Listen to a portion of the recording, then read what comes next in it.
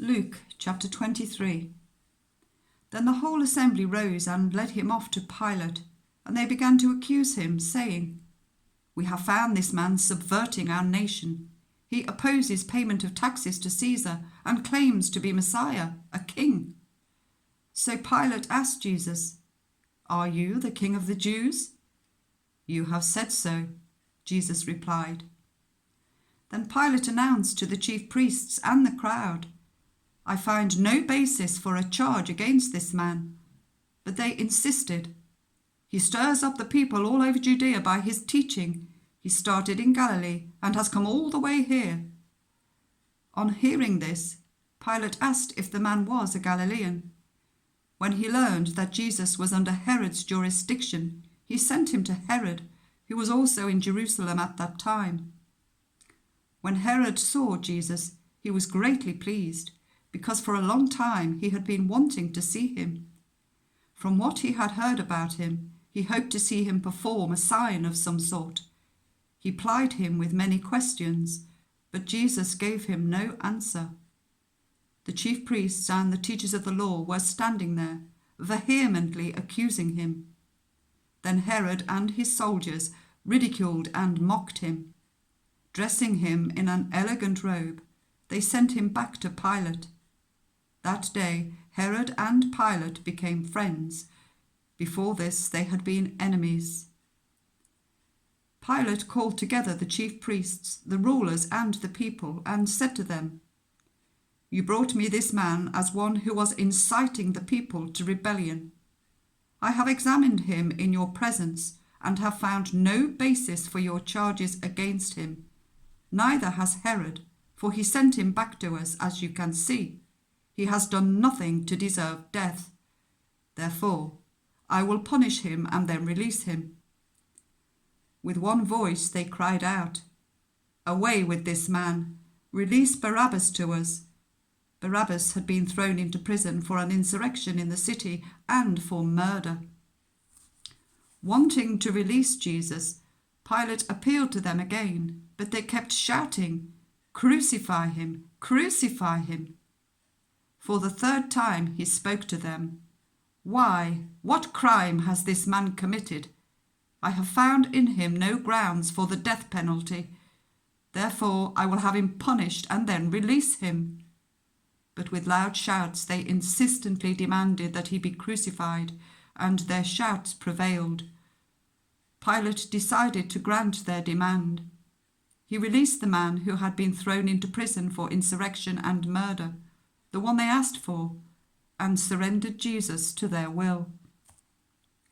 As the soldiers led him away, they seized Simon the Cyrene, who was on his way from the country, and put the cross on him and made him carry it behind Jesus. A large number of people followed him, including women who mourned and wailed for him. Jesus turned and said to them, "Daughters of Jerusalem, do not weep for me. Weep for yourselves and for your children. For the time will come when you will say, 'Blessed are the childless women, the wombs that never bore, and the breasts that never nursed.' Then they will say to the mountains, 'Fall on us,' and to the hills, 'Cover us.' For if people do these things when the tree is green, what will happen when it is dry?" 2 other men, both criminals, were also led out with him to be executed. When they came to the place called the Skull, they crucified him there, along with the criminals, one on his right, the other on his left. Jesus said, "Father, forgive them, for they do not know what they are doing." And they divided up his clothes by casting lots. The people stood watching, and the rulers even sneered at him. They said, "He saved others. Let him save himself if he is God's Messiah, the chosen one." The soldiers also came up and mocked him. They offered him wine vinegar and said, "If you are the king of the Jews, save yourself." There was a written notice above him which read, "This is the King of the Jews." One of the criminals who hung there hurled insults at him. Aren't you the Messiah? Save yourself and us." But the other criminal rebuked him. "Don't you fear God?" he said. "Since you are under the same sentence, we are punished justly. We are getting what we deserve. But this man has done nothing wrong." Then he said, "Jesus, remember me when you come into your kingdom." Jesus answered him, "Truly I tell you, today you will be with me in paradise." It was now about noon, and darkness came over the whole land until 3 in the afternoon, for the sun stopped shining, and the curtain of the temple was torn in two. Jesus called out with a loud voice, "Father, into your hands I commit my spirit." When he had said this, he breathed his last. The centurion, seeing what had happened, praised God and said, "Surely this was a righteous man." When all the people who had gathered to witness this sight saw what took place, they beat their breasts and went away. But all those who knew him, including the women who had followed him from Galilee, stood at a distance watching these things.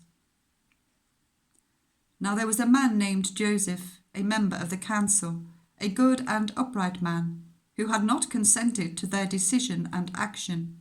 He came from the Judean town of Arimathea, and he himself was waiting for the kingdom of God. Going to Pilate, he asked for Jesus' body. Then he took it down, wrapped it in linen cloth, and placed it in a tomb cut in the rock, one in which no one had yet been laid. It was preparation day, and the Sabbath was about to begin. The women who had come with Jesus from Galilee followed Joseph and saw the tomb and how his body was laid in it.